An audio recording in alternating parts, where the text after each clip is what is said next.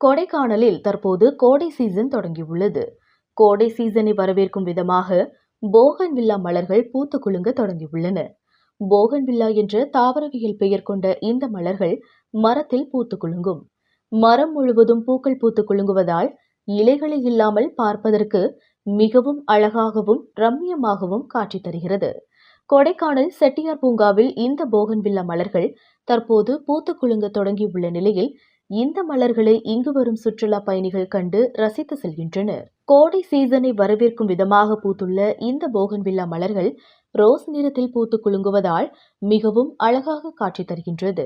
இந்த மலர்கள் மே மாதம் வரை பூத்து குலுங்கும் என்று தோட்டக்கலைத்துறையினர் தெரிவித்துள்ளனர். கொடைக்கானலில் இருந்து ரிப்போர்ட்டர் மணிகண்டன்.